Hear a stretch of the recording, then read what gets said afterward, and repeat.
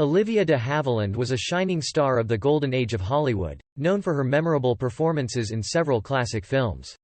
She rose to fame with her portrayal of Melanie in the iconic movie Gone with the Wind in 1939 and was nominated for the Academy Awards a remarkable 5 times, winning the prestigious award twice. One of her most noteworthy partnerships was with the dashing Errol Flynn, with whom she starred in several films, including The Charge of the Light Brigade in 1936 and The Adventures of Robin Hood in 1938. Aside from her acting achievements, Olivia is also remembered for her fearless stand in a courtroom battle against Warner Brothers in 1946 over the terms of her contract. She emerged victorious, and her case established the de Havilland Law, which has become a permanent fixture in Hollywood history. Olivia was born in Tokyo, Japan, on July 1, 1916, to British parents. Her father was a patents lawyer, and her mother was an actress who went by the stage name Lillian Fontaine. Olivia had a younger sister, Joan, who also pursued a career in the movie industry and became famous under the name Joan Fontaine. At the tender age of 3, Olivia and her mother and sister moved to Los Angeles, California, after her parents separated. It was there that Olivia's love for the theater and acting flourished as she attended Saratoga High School and later Notre Dame Convent School in Belmont. It was at Notre Dame that Olivia took part in a school play, A Midsummer Night's Dream, and caught the eye of a scout for Hollywood director Max Reinhardt. Impressed by her talent, Reinhardt picked Olivia to play Hermia in his stage production at the Hollywood Bowl and later in the film version for Warner Brothers in 1935. Her performance was a hit, and Warner Brothers quickly signed her to a 7-year contract, making her a Hollywood actress at just 18 years old. However, the studio quickly typecast Olivia as the demure love interest, often in distress, a role she played effortlessly but grew frustrated with over time. She starred in light comedies such as The Irish Ines and Alibi Ike before making Captain Blood in 1935, where she co-starred with the rising star Errol Flynn.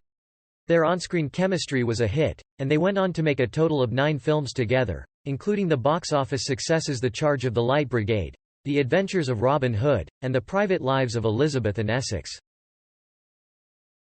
In 1939, Olivia achieved what many considered to be her finest role to date as Melanie Wilkes in the wildly successful Gone with the Wind. The movie went on to become one of the most famous films of all time and earned Olivia her first Academy nomination for Best Supporting Actress, though she lost to her co-star, Hattie McDaniel. Despite this loss, Olivia's movie roles and scripts continued to improve, and she made more of an impact at Warner Brothers. After Santa Fe Trail and They Died with Their Boots On, both co-starring Errol Flynn, she starred in the romantic comedy The Strawberry Blonde with James Cagney and Rita Hayworth in 1941.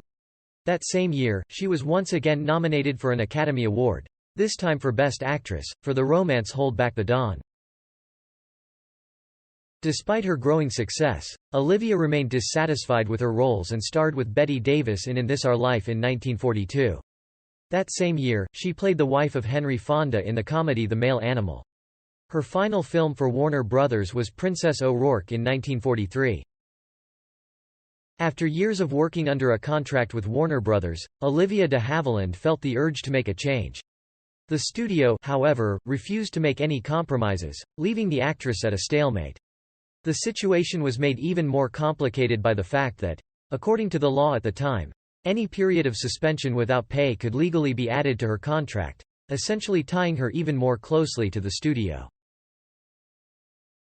Determined to break free, Olivia took a bold step and mounted a legal challenge against the system. Her case eventually made it to the California Supreme Court, where she won a significant victory that would have far-reaching consequences. By successfully reducing the power of the studios, which had previously held almost total control, Olivia's bravery and determination earned her a place in history. The legal ruling that resulted from her case is still known today as the de Havilland Law. During her time in court and unable to work, Olivia took the opportunity to travel to military hospitals abroad to visit wounded servicemen. After the court case was over and she was once again free to choose her scripts and roles, her talents as an actress truly blossomed. Over the next few years, Olivia became the most successful actress of the late 1940s. Her improved roles were showcased in The Well-Groomed Bride in 1945 and The Dark Mirror the following year, where she played twin sisters. Finally, her hard work paid off and she won the Best Actress award for her performance in To Each His Own as Josephine Norris, a woman who has an illegitimate child during World War I. She won the award again in 1949 for her role in The Heiress. In between these triumphs, Olivia was widely acclaimed for her role in The Snake Pit in 1948, a groundbreaking film that depicted and discussed mental illness on screen. She was also nominated for an Oscar for her performance in this movie. The relationship between Olivia and Joan, two sisters, was fraught with jealousy from a young age. This was possibly due to their mother favoring Olivia over Joan. Despite this, both sisters grew up to become highly skilled actresses, often competing for the same roles and awards. This intense rivalry reached a climax when Joan humiliated Olivia by ignoring her outstretched hand after Olivia's nomination for Hold Back the Dawn.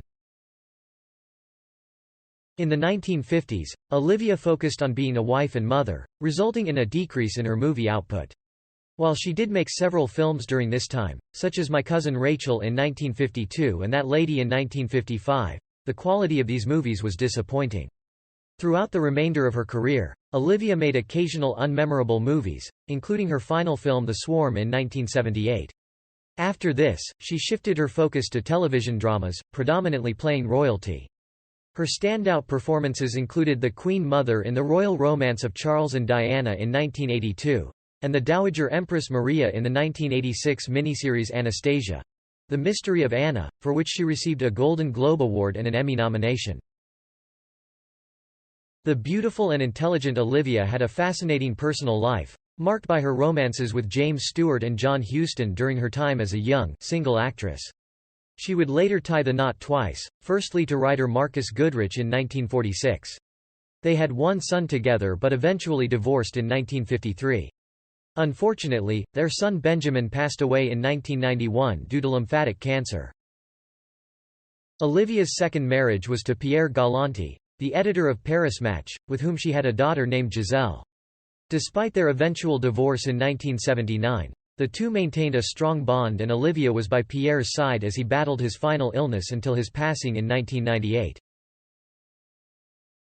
Olivia de Havilland lived a life full of achievement and fulfillment. In her later years, she found peace and tranquility in the city of Paris, France. In 2008, she was honored with a National Medal for the Arts from the former President of the United States, George W. Bush. During his speech, he recognized Olivia for her exceptional acting talent and versatility, demonstrated through her portrayals of characters ranging from Shakespeare's Hermia to Margaret Mitchell's Melanie. Her unwavering independence, dignity, and elegance not only earned her recognition and respect in the film industry but also paved the way for future actors to have greater creative freedom. It was a fitting conclusion to a remarkable career. Olivia de Havilland continued to act in film and television until late in her life. She is remembered as a talented actress and a pioneer in the film industry, challenging the studio system and paving the way for greater artistic freedom for actors. In 2009, she was awarded the National Medal of Arts by President Barack Obama, and in 2019, she was awarded a star on the Hollywood Walk of Fame. She lived to the age of 104, passing away on July 25, 2020 in Paris, France.